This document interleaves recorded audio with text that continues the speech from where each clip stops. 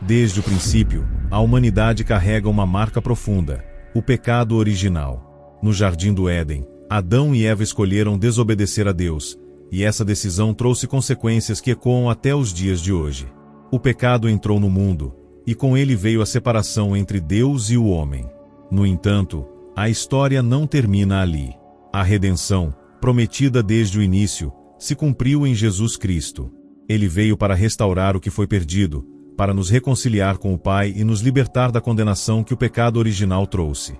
Em Romanos 8, versículo 1, encontramos uma das declarações mais poderosas das Escrituras: portanto, agora já não há condenação para os que estão em Cristo Jesus.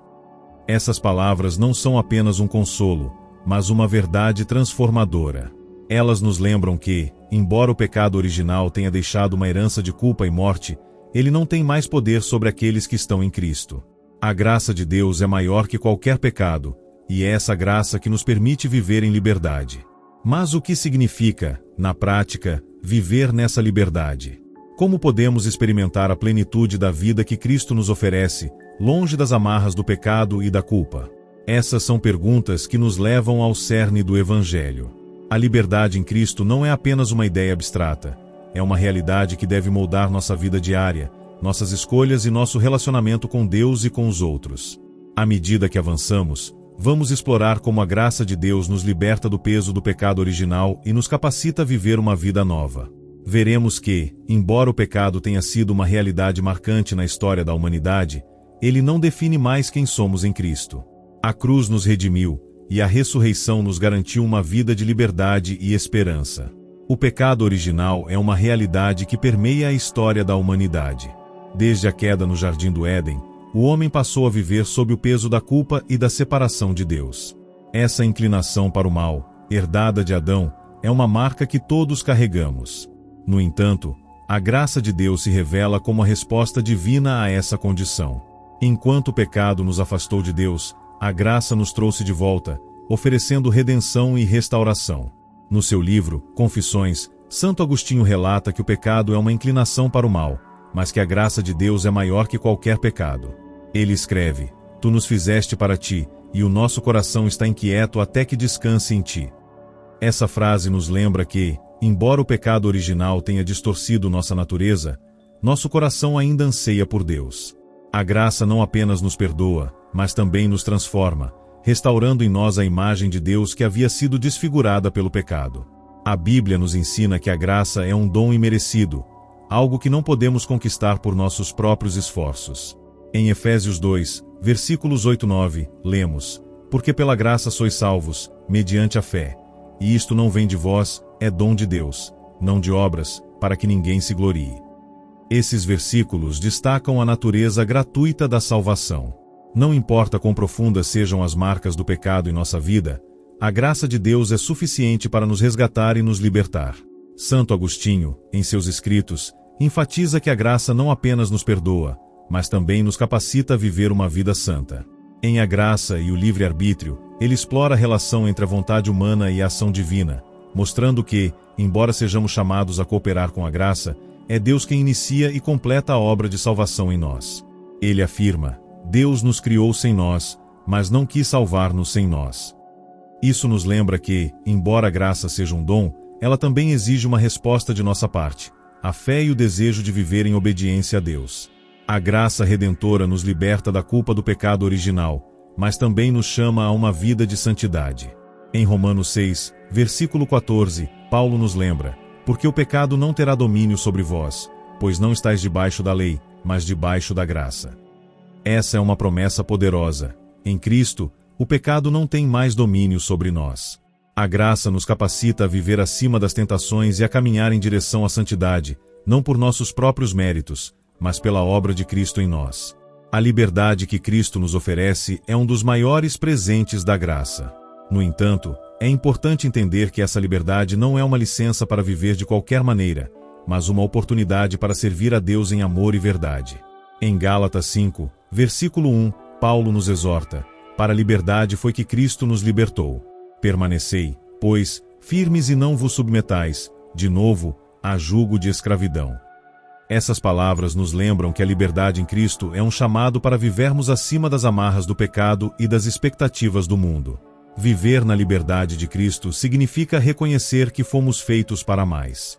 Não fomos criados para viver sob o peso da culpa ou da condenação, mas para desfrutar de um relacionamento íntimo com Deus. Em João 10, versículo 10, Jesus declara: Eu vim para que tenham vida e a tenham em abundância. Essa vida abundante não é apenas uma promessa para o futuro, mas uma realidade que podemos experimentar aqui e agora, à medida que caminhamos em obediência e fé. A liberdade em Cristo também nos capacita a viver em amor e serviço. Em 1 Pedro 2, versículo 16, lemos: Como livres que sois, não usando, todavia, a liberdade por pretexto da malícia, mas vivendo como servos de Deus. Essa passagem nos desafia a usar nossa liberdade não para satisfazer nossos próprios desejos, mas para glorificar a Deus e abençoar os outros. A verdadeira liberdade não é egoísta, é generosa e cheia de propósito. Além disso, a liberdade em Cristo nos permite viver acima das tentações e das armadilhas do pecado. Em Tiago 1, versículo 25, somos lembrados: aquele que considera, atentamente, na lei perfeita, lei da liberdade, e nela persevera, não sendo ouvinte negligente, mas operoso praticante, esse será bem-aventurado no que realizar. A lei da liberdade não é um conjunto de regras opressivas, mas um guia para uma vida plena e cheia de significado. Quando vivemos de acordo com os princípios de Deus, experimentamos a verdadeira liberdade que vem dele. Essa liberdade também nos permite enfrentar as lutas e desafios da vida com esperança e confiança. Em 2 Coríntios 3, versículo 17, Paulo afirma: Ora, o Senhor é o Espírito, e onde está o Espírito do Senhor, aí a liberdade. O Espírito Santo, que habita em nós, nos capacita a viver acima das circunstâncias e a encontrar paz mesmo em meio às tempestades. Ele nos lembra que, em Cristo, somos mais que vencedores. Viver na liberdade de Cristo é um processo contínuo de transformação. Envolve renunciar ao velho homem, com seus desejos e paixões, e revestir-se do novo homem, criado segundo Deus, em justiça e retidão. Em Colossenses 3, versículos 9 e 10, somos exortados: Não mintais uns aos outros, uma vez que vos despistes do velho homem com seus feitos e vos revestistes do novo homem que se refaz para o pleno conhecimento, segundo a imagem daquele que o criou. Essa transformação não acontece da noite para o dia, mas é um trabalho progressivo da graça em nossa vida. A vida cristã não está isenta de desafios. Embora tenhamos sido libertos do poder do pecado, ainda enfrentamos uma batalha diária contra as tentações e as fraquezas da nossa natureza humana. Essa luta, no entanto, não é uma derrota certa. Pela graça de Deus, somos capacitados a resistir ao pecado e a viver em santidade. Em 2 Coríntios 5, versículo 17, lemos: Assim que, se alguém está em Cristo, nova criatura é. As coisas velhas já passaram, eis que tudo se fez novo. Essa transformação é obra da graça, que nos renova e nos fortalece para vivermos em obediência a Deus. No seu livro, Sobre a Graça e o Livre-Arbítrio, Santo Agostinho explora a relação entre a graça divina e a vontade humana. Ele escreve: Deus nos criou sem nós, mas não quis salvar-nos sem nós. Essa afirmação nos lembra que, embora a graça seja um dom imerecido, ela exige uma resposta de nossa parte. Não podemos vencer o pecado por nossos próprios esforços, mas também não podemos nos acomodar, esperando que Deus faça tudo por nós. A graça nos capacita, mas também nos chama a cooperar com a obra de Deus em nossa vida. A luta contra o pecado é uma realidade que todos os cristãos enfrentam. Em Romanos 7, versículos 18 e 19, Paulo descreve essa batalha interior: Porque eu sei que em mim, isto é, na minha carne, não habita bem algum. Com efeito, o querer o bem está em mim, mas não o efetuá-lo. Porque não faço o bem que quero, mas o mal que não quero, esse faço. Essa passagem nos mostra que, mesmo após a conversão, ainda há uma tensão entre a velha natureza e a nova vida em Cristo.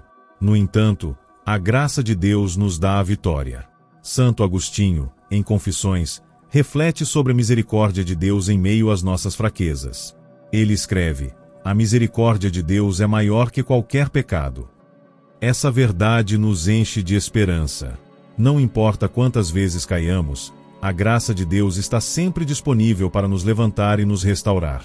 Em 1 João 1, versículo 9, somos lembrados: Se confessarmos os nossos pecados, Ele é fiel e justo para nos perdoar os pecados e nos purificar de toda injustiça.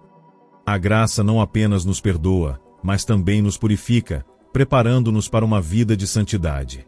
A transformação pela graça é um processo contínuo. Em Filipenses 1, versículo 6, Paulo nos assegura: estou plenamente certo de que aquele que começou boa obra em vós há de completá-la até ao dia de Cristo Jesus. Essa promessa nos encoraja a perseverar, mesmo quando a luta parece difícil. A graça de Deus não apenas nos salva, mas também nos santifica, moldando-nos à imagem de Cristo. A liberdade que Cristo nos oferece é um convite para vivermos uma vida plena, cheia de significado e propósito. Não se trata apenas de uma libertação do passado, mas de uma nova maneira de viver no presente e de olhar para o futuro. Em João 8, versículo 36, Jesus declara: se, pois, o Filho vos libertar, verdadeiramente sereis livres. Essa liberdade não é algo que podemos conquistar por nós mesmos, é um dom que recebemos pela fé em Cristo. Viver na liberdade de Cristo significa reconhecer que fomos feitos para mais. Não fomos criados para carregar o peso da culpa ou para viver sob a sombra do pecado. Fomos criados para desfrutar de um relacionamento íntimo com Deus, para refletir sua glória e para espalhar seu amor ao mundo. Em 2 Coríntios 3, versículo 17, lemos: ora, o Senhor é o Espírito, e onde está o Espírito do Senhor, aí a liberdade. O Espírito Santo, que habita em nós, nos guia, nos fortalece e nos capacita a viver essa liberdade de maneira prática e transformadora. Essa liberdade também nos chama a uma vida de amor e serviço. Em Gálatas 5, versículo 13, Paulo nos exorta: porque vós, irmãos, fostes chamados à liberdade, porém, não useis da liberdade para dar ocasião à carne. Antes, pelo amor, servi-vos uns aos outros. A verdadeira liberdade não é egoísta, é generosa e cheia de propósito.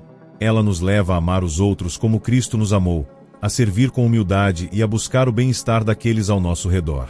Além disso, a liberdade em Cristo nos permite enfrentar os desafios da vida com esperança e confiança. Em Romanos 8, versículo 37, somos lembrados: em todas estas coisas, porém, somos mais que vencedores, por meio daquele que nos amou. Não importa o que enfrentemos, em Cristo temos a vitória garantida. Sua graça nos sustenta, sua presença nos conforta e seu amor nos capacita a seguir em frente, mesmo quando o caminho parece difícil. Viver na liberdade de Cristo é um convite para uma vida de fé, obediência e gratidão. É um chamado para deixarmos para trás as amarras do pecado e caminharmos em direção à plenitude que Deus preparou para nós. Em Colossenses 3, versículos 1-2, somos exortados: portanto, se fostes ressuscitados juntamente com Cristo, buscai as coisas lá do alto, onde Cristo vive, assentado à direita de Deus. Pensai nas coisas lá do alto, não nas que são aqui da terra. Essa é a essência da liberdade em Cristo, uma vida focada nele, guiada por seus princípios e cheia de seu amor. Que essa verdade ecoe em nossos corações e transforme nossa maneira de viver. Que possamos caminhar na liberdade que Cristo nos conquistou, não como escravos do pecado, mas como filhos amados de Deus, cheios de esperança e propósito. Se essa mensagem te ajudou, então se inscreva para não ficar de fora de tantas mensagens boas que estão por vir. Que Deus te abençoe e até mais.